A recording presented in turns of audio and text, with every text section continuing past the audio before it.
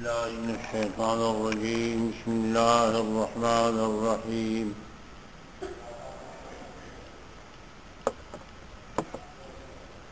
الف لام را تلك آيات الكتاب الحكيم. أكان للناس عجبا أن أوحينا إلى رجل منهم أن أنذر الناس وبشر الذين آمنوا أن لهم قدم صدق عند ربهم. قال الكافرون إن هذا لساحر مبين. إن ربكم الله الذي خلق السماوات والأرض في 6 أيام ثم استوى على العرش يدبر الأمر ما من شفيع إلا من بعد إذنه ذلكم الله ربكم فاعبدوه أفلا تذكرون.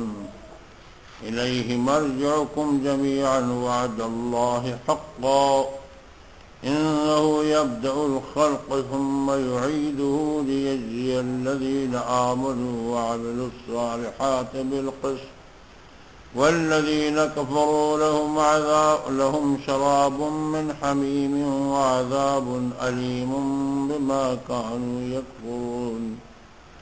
صدق الله مولانا العظيم.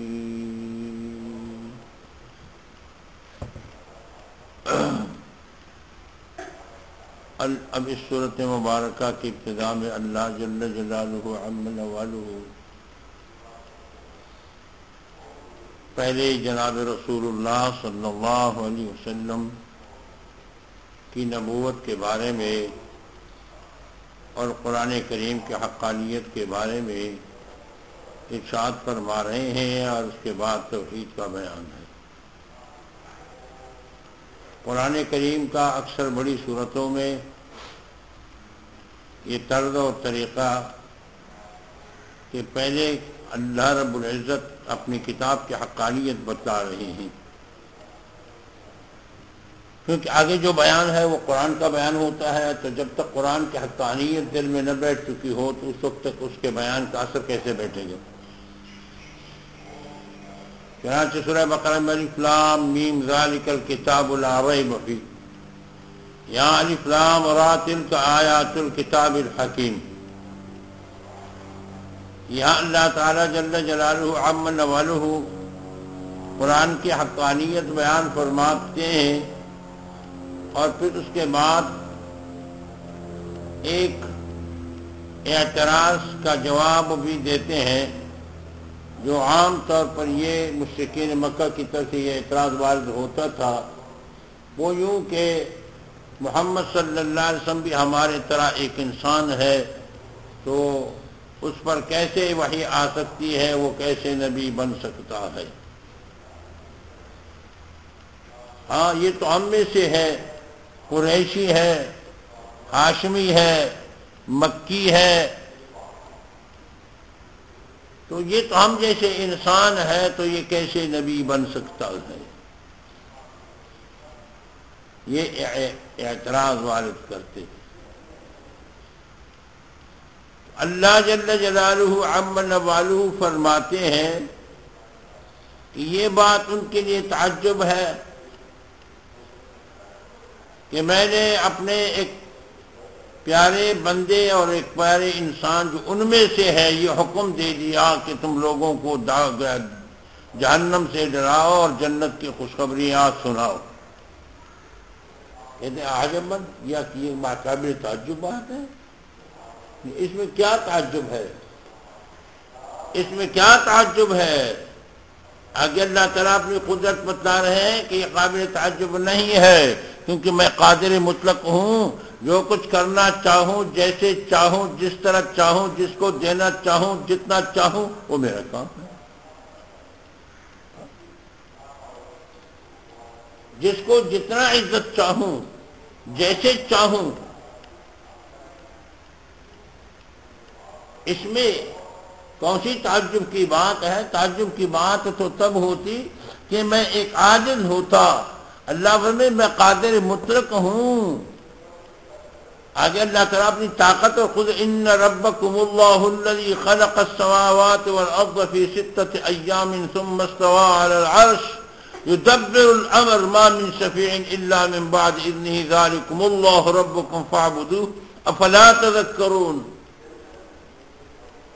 اللہ اپنی طاقت بتاتے ہیں کہ میں قادر مطلق ہوں، جس کو جتنی عزت دیتا ہوں، کسی کو نبی بناتا ہوں، وحی بھیجتا ہوں تو میرا کام ہے، کسی کو ولی بناتا ہوں، کسی کو صحابی بناتا ہوں، جس کو جو مقام دیتا ہوں یہ میری شان ہے، کسی کا اس میں کوئی دخل اندازی کا حق نہیں ہے. یہی وہ بنیادی بات ہے کہ کچھ لوگ ایسے تھے کہ اللہ کے پیارے بندوں کو اللہ کے پیارے تسلیم کرنے کے لیے تیار نہیں تھے، اور کچھ لوگ ایسے تھے کہ انہوں نے اللہ کے پیارے بندوں کو اللہ کے ساتھ مساوی ٹھہرا دیا. اسلام نے اعتدال کا راستہ بتا دیا کہ اللہ کے پیارے بندے وہ اللہ کے پیارے ہیں، اس کو ماننا پڑے گا، مگر وہ اللہ کے ساتھ برابر نہیں ہے. عیسائیوں نے حضرت عیسیٰ علیہ السلام کو خدا کے ساتھ برابر ٹھہرا دیا اور خدائی اختیارات دے دیے اور اس کو الہ کہا، خدا کہا، اس کو خدا کا بیٹا کہا، اس کو ثالث ثلاثہ تیسرا خدا کہا. اس کو انہوں نے تو حضرت عیسیٰ علیہ السلام کو برات چڑھا کے خدا کے ساتھ اختیارات میں برابر کر دیا.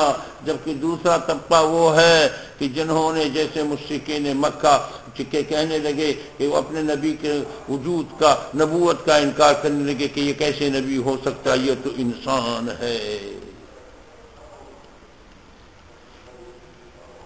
اللہ تعالیٰ نے اسلام ایک ایسا سبحان اللہ صاف ستھرا دین بھیجا، امت مسلمہ کو ایک ایسا دین دے دیا، ایسا عقیدہ بتا دیا کہ اللہ تعالیٰ کے پیارے بندے وہ اللہ کے پیارے ہیں، اللہ کے ساتھ برابر نہیں ہوتے.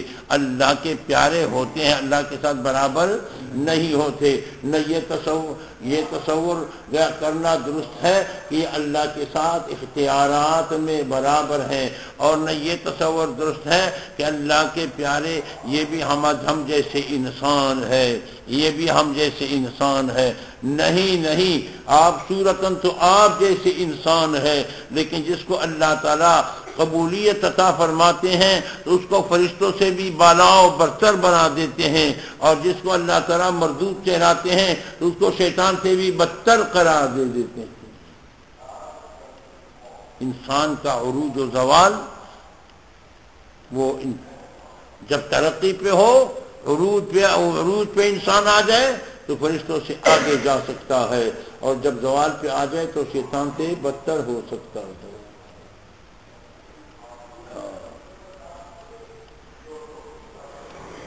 انبیاء تو انبیاء تھے. اللہ نے اپنے پیارے اولیاء کو بھی عجیب. علامہ ابن تیمیہ رحمۃ اللہ علیہ بڑے متشدد ہیں، بڑے سخت ہیں کیا، لیکن وہ لکھتے ہیں کہ کیا اولیاء کرام کی کرامات حق ہے. کرامت ایسی چیز کو کہتے ہیں جو خرق عادت ہو. اللہ تعالیٰ کسی اپنے پیارے بندے کے ہاتھ پر دکھلاتے ہیں، کرنے والا کون ہوتا ہے؟ اللہ. لیکن وہ ایسا کام ہوتا ہے جو ظاہری طور پر عقل اس کے کرنے کے لیے تیار نہیں ہوتا، تسلیم کرنے کے لیے تیار نہیں ہوتا.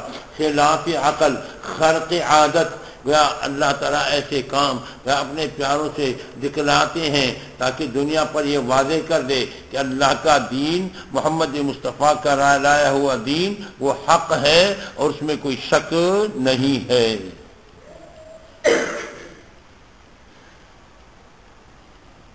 ہاں، یہ بات بنیادی طور پر کرامات جیسے معجزات حق ہیں، اسی طرح کرامات بھی حق ہیں.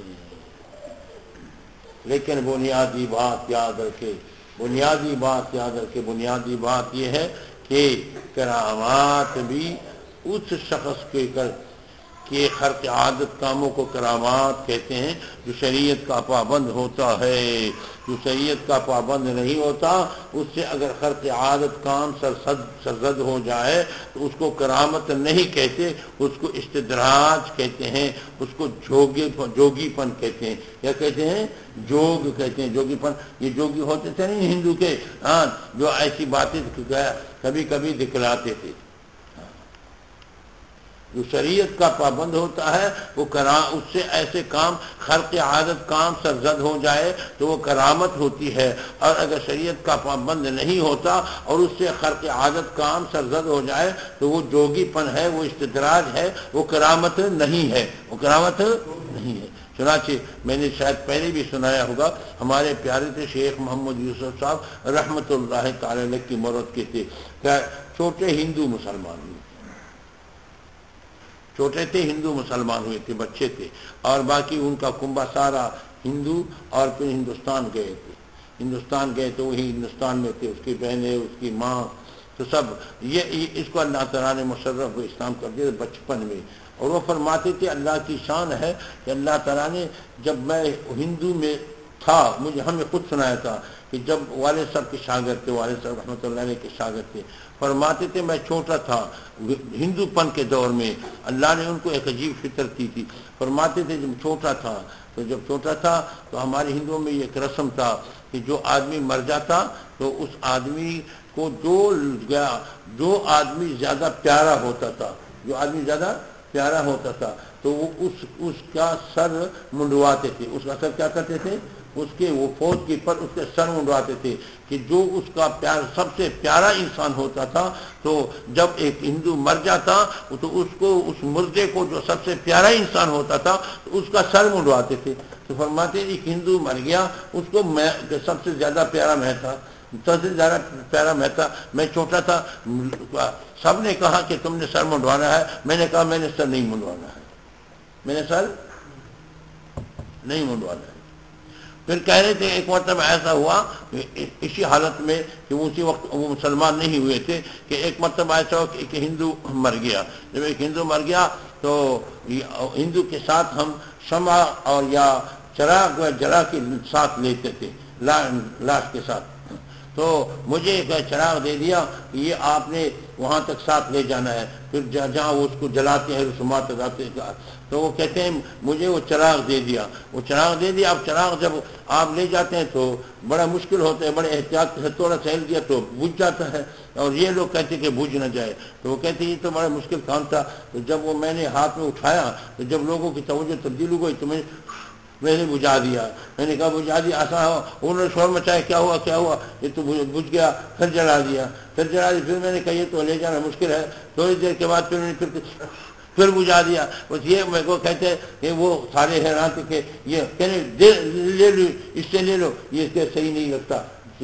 تو وہ بچپن سے اللہ تعالیٰ نے بچپن میں مشرف و اسلام کر دیا. سبحان اللہ. پھر مسلمان ہوئے، اور مسلمان ہونے کے بعد پھر والد صاحب رحمۃ اللہ کے پاس طالب علم ہوئے، پھر والد صاحب رحمۃ اللہ علیہ کے شاگرد بنے، اور شاگرد بننے کے بعد پھر عالم بنے، اور دہلی میں گئے اور مفتی اعظم ہند مفتی کفایت اللہ صاحب کے حدیث میں شاگرد بنے. سبحان اللہ. اور پھر اللہ تعالیٰ نے حج سے نوازا. حج سے کیسے نوازا؟ وہ واقعہ سن لیں گے تو آپ حیران ہو جائیں گے. حج سے ایسے نوازا، فرما رہے تھے کہ کمپنیوں کا مقابلہ ہوا ٹکٹ پر. اس زمانے میں آزادی تھی، یہ پراندازی نہیں تھی، تو کمپنیوں کا مقابلہ ہوا. اب کمپنیوں کا مقابلہ ہوا، ہم اتنے بحری جہاز تھے، ہم اتنے ٹکٹ پر لے جاتے ہیں، دوسری کمپنی والے ہم اتنے ٹکٹ پر لے جاتے ہیں. کہنے 30 روپے پر ٹکٹ آیا. میں نے لے لیا. جب میں نے لے لی اس کے بعد کمپنیوں نے پھر اتفاق کر لیا اور پھر ٹکٹ بڑھا دیا، اور میں 30 روپے میں مجھے ٹکٹ مل گیا،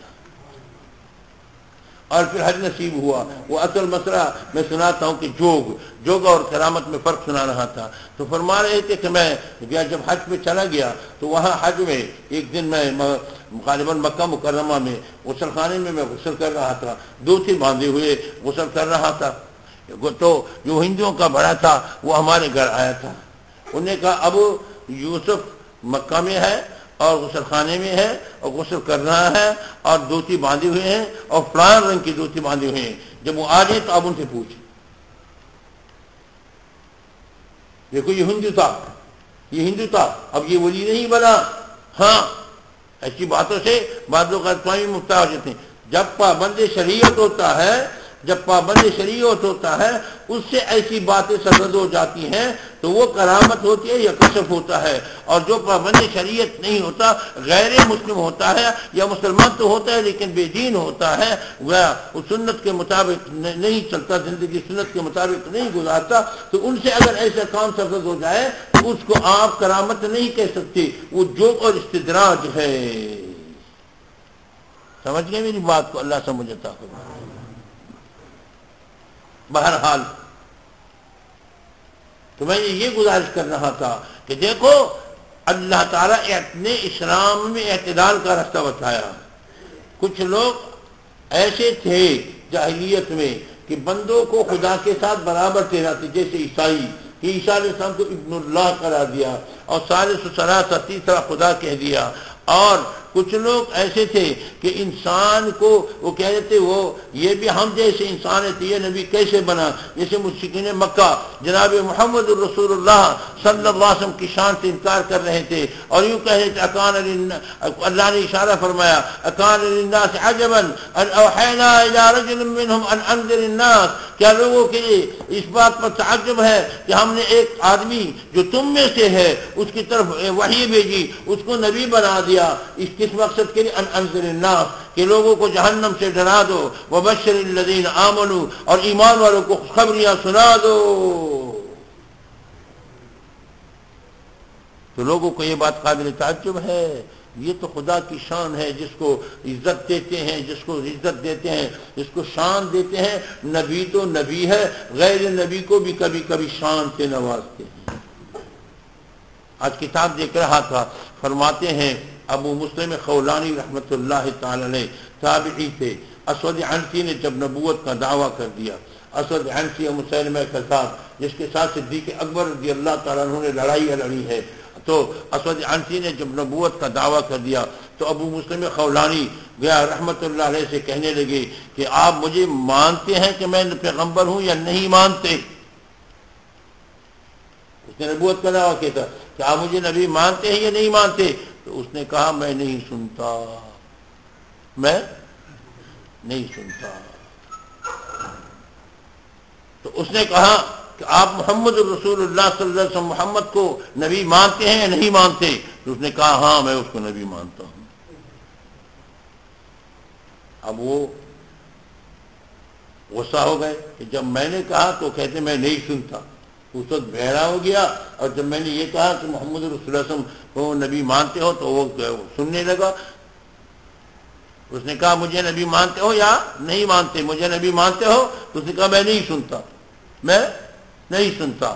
جب اس نے کہا کہ آپ محمد صلی اللہ علیہ وسلم کو محمد کو نبی مانتے ہو یا نہیں مانتے؟ تو اس نے کہا ہاں اس کو نبی مانتا، اس کو نبی مانتا. اس نے کہا اس کے لیے آگ تیار کر لو، اس کے لیے آگ تیار کر لو.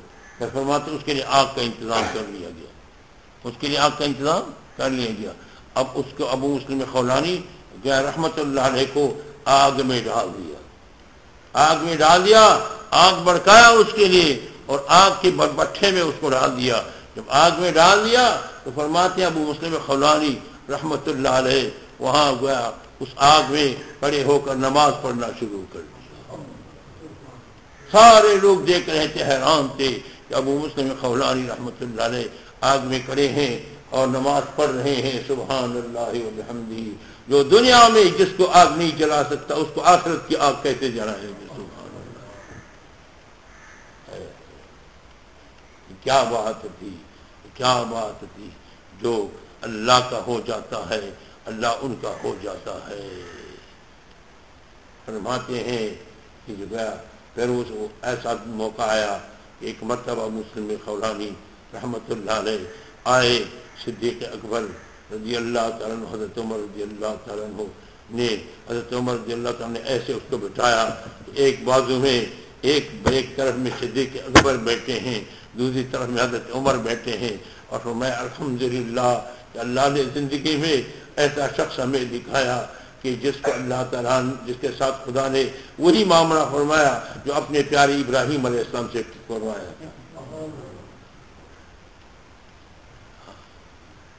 اللہ شان دیتے ہیں، اپنے پیاروں کو دیتے ہیں، عزت دیتے ہیں، تو یہ بیوقوف تھے یہ مشرکین مکہ کہ یہ ہم جیسے آدمی ہیں.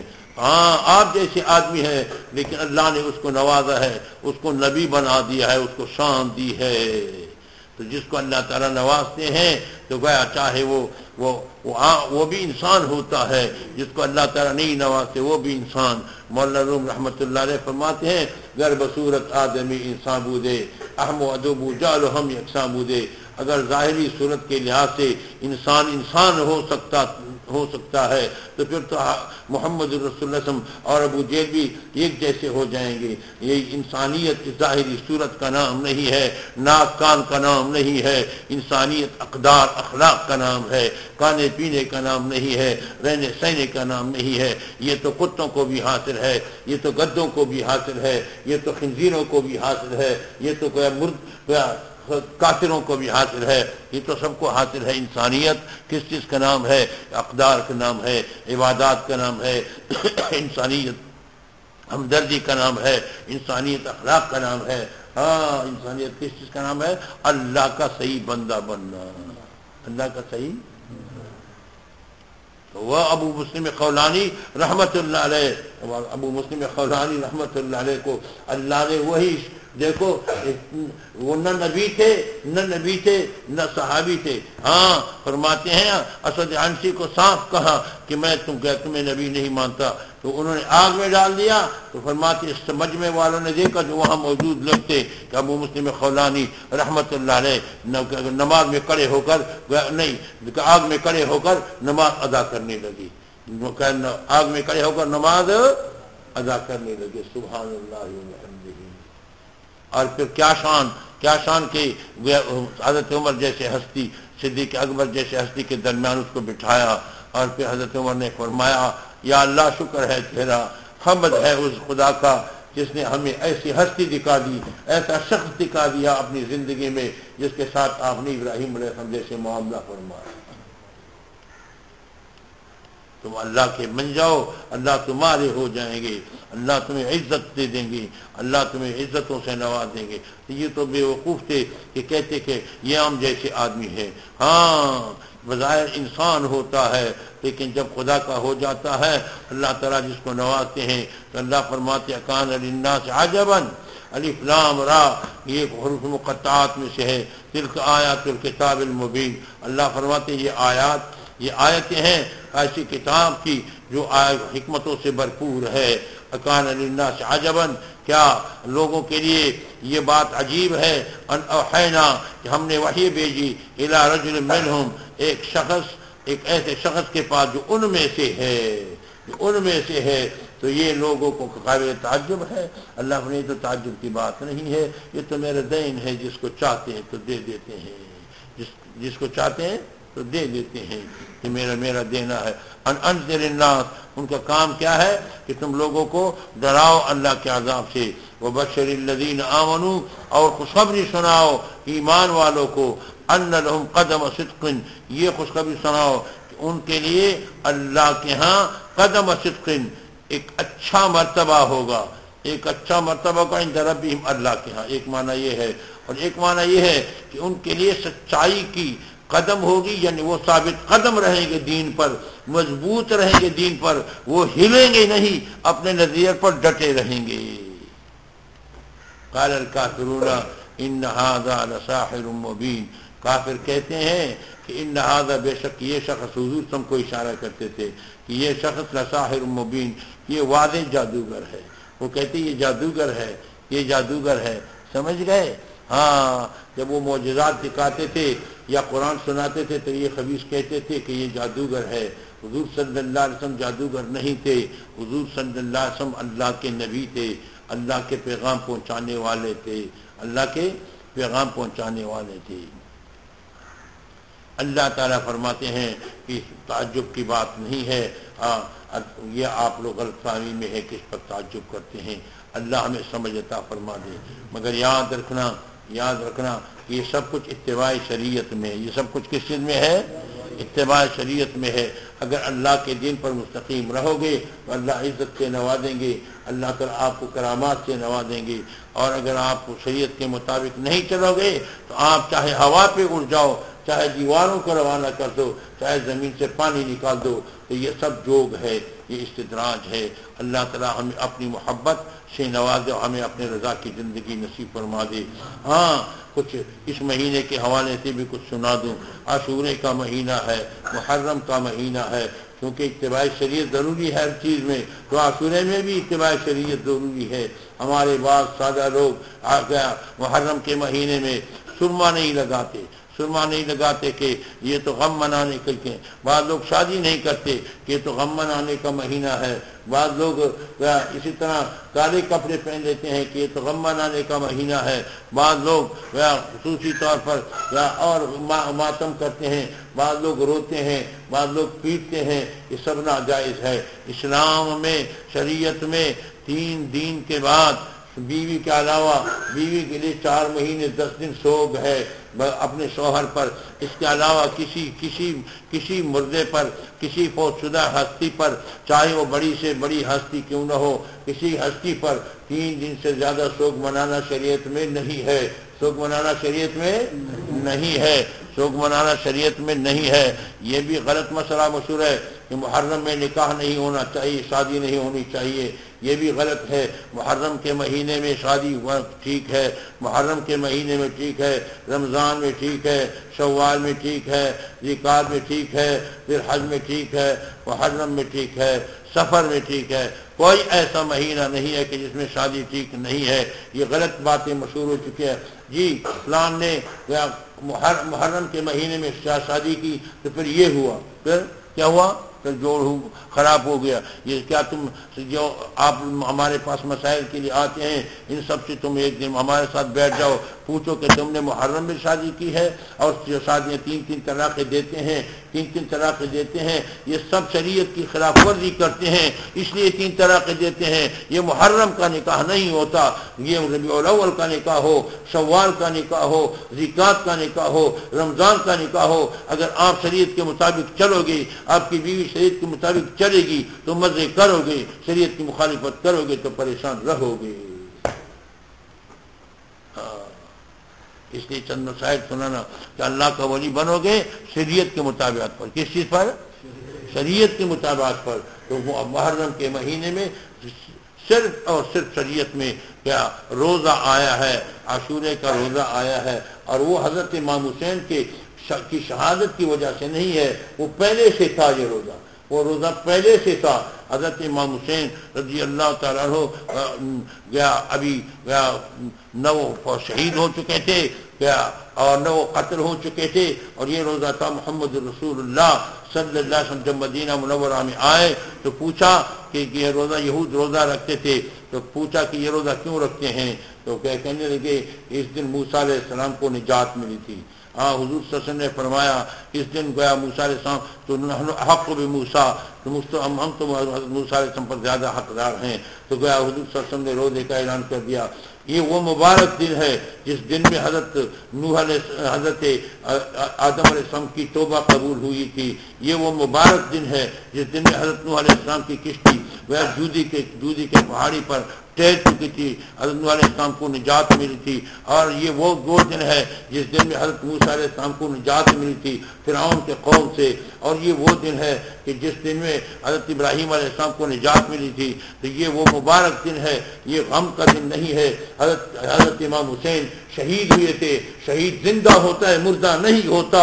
اس پر تم کیوں غم مناتے ہو؟ پھر تو یہ مانا ہے کہ وہ مر گیا ہے, زندہ نہیں ہے. قرآن کی نص قطعی ہے, لا تقولوا لمن يقتل في سبيل الله اموات بل احیاء ولكن لا تشعرون. قرآن کی نص قطعی ہے کہ اللہ کے راستے میں جو شہید ہو جاتے ہیں اس کو مردہ نہ کہو, کہنا بھی بند ہے, اس کو مردہ نہ کہو. لا تقولوا لمن يقتل في سبيل الله اموات بل احیاء ولكن لا تشعرون. بلکہ یہ زندے ہیں لیکن تمہیں سمجھ نہیں ہے, تمہیں شعور نہیں, ادراک نہیں ہے.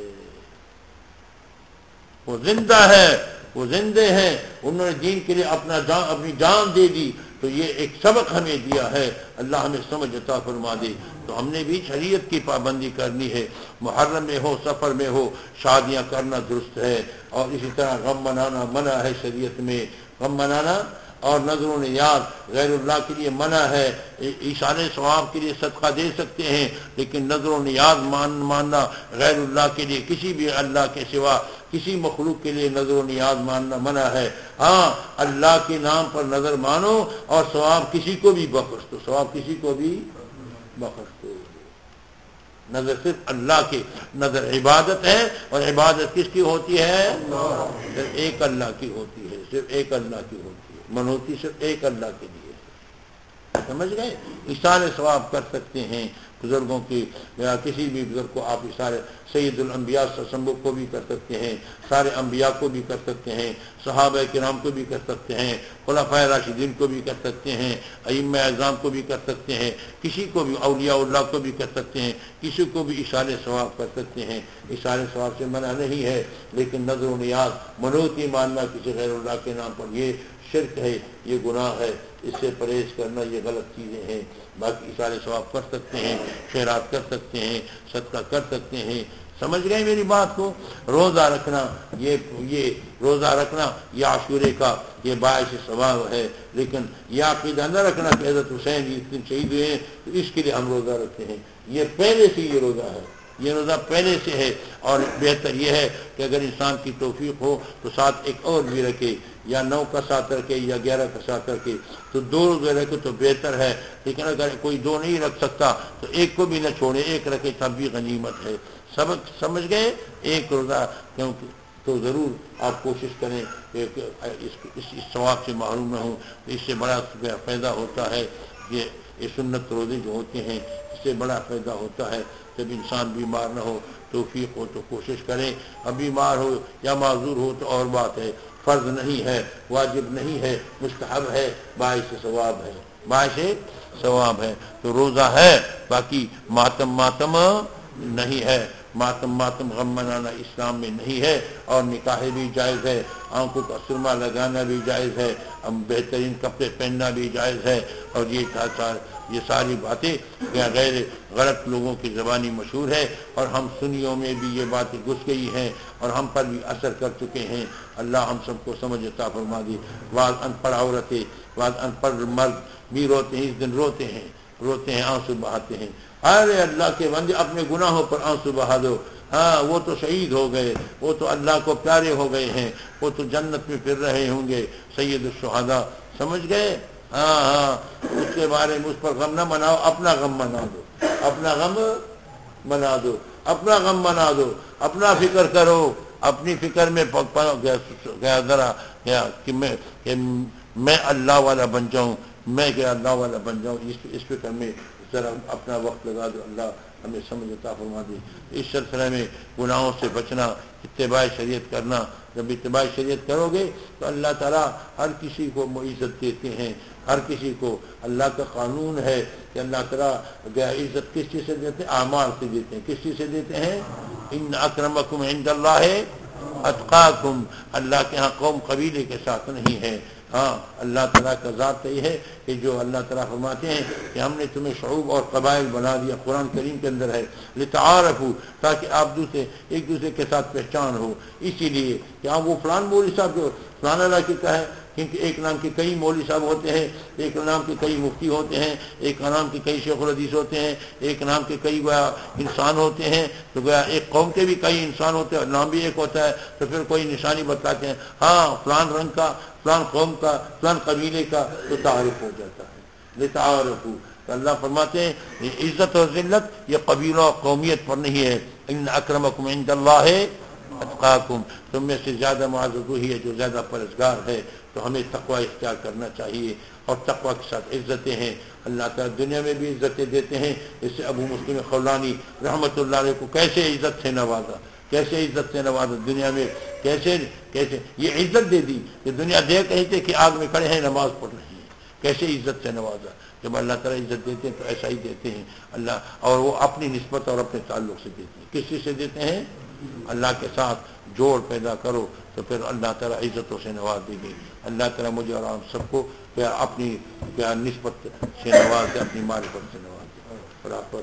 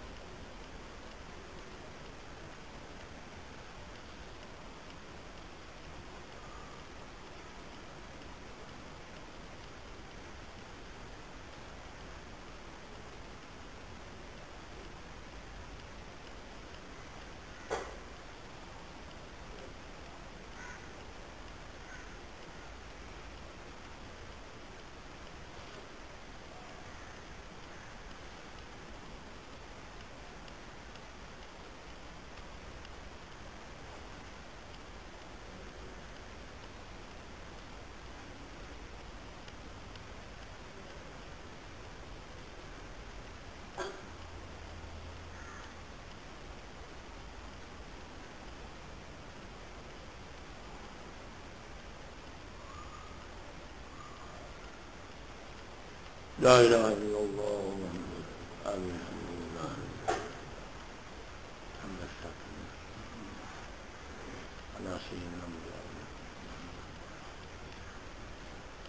ربنا ظلمنا انفسنا ربنا وآتنا ما وعدتنا ولا تشرك ولا تخزنا يوم القيامة یا اللہ ہمارے سارے گناہوں کو معاف فرما. اللہ ہمیں تقوی و طہارت نصیب فرما, استقامت اور عشرت نصیب فرما. یا اللہ اپنے پیارے حبیب جناب رسول اللہ صلی اللہ علیہ وسلم کے نقش قدم پر چلنے کی توفیق نصیب فرما. یا اللہ توفیق عطا فرما. یا ارحم الراحمین اپنی معرفت سے ہمارے دلوں کو منور فرما.